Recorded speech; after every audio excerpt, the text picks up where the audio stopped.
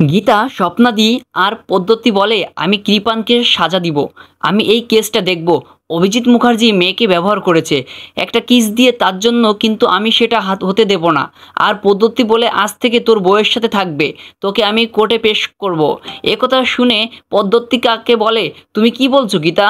বলে, তোকে যেটা বললাম সেটা করবি। এই বলে গীতা ভজনকে ফোন করে বলে, অনেক দিন তো হলো অভিজিৎ মুখার্জি জুনিয়র হয়ে কাজ করছে এবং নিজের কেসটা নিজেরই, তুমি পদ্মর কেসটারও। ভজন গীতাকে বলে, তুমি কি আমাকে ফেলে চেষ্টা করছি? গীতা বলেন, না, কাল সকালে কোর্টে মিনিট হচ্ছে। এই বলে ফোনটা রেখে দেয়। পরের দিন সকালবেলায় গীতা ভোজনকে বলে, তুমি পদ্মর হয়ে চেষ্টা করো অভিজিৎ মুখার্জির এগেনস্টে। তুমি যদি অভিজিৎ মুখার্জির বিরুদ্ধে না দাঁড়াও, তাহলে সমস্ত ধারাগুলো আমি তোমার পিছনে লাগিয়ে দিয়ে তোমার কোর্টে চালান করব, তোমার জেল হয়ে যাবে।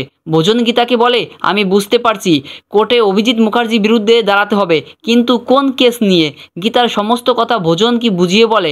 সেই মুহূর্তে তানভি গীতার ভোজনকে একসাথে কথা বলতে দেখি নেয়। তারপর তানভি অভিজিৎ মুখার্জিকে ফোন করে বলে, ভোজন কি তার সাথে কথা বলছে? ভোজনের চোখে মুখে একটা ভয়।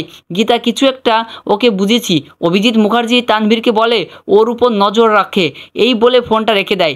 এরপর গীতা সেখান থেকে চলে গেলে তার বিভাজনের কাছে এসে বলে, তুমি অ্যাডভোকেট গীতা এলএলবির সাথে কি কথা বলেছিলে?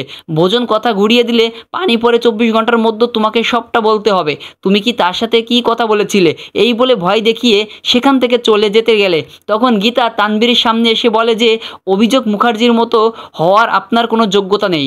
লোকে ওনাকে চলমান ইনস্টিটিউশন বলতে লোকটা আদর্শ ছিল, কিন্তু কোনো মনে ছিল না বেআইনিভাবে কেজিতে ধান্দাবাজ। যদি ভেবে থাকে গুড ইভিনিং সাজাতে পারে, তবে আরেকটা গুটি আমিও সাজাতে পারি। তা না হলে কোন দুটি যেটা বলে সেটা সময় হলে জানতে পারবে।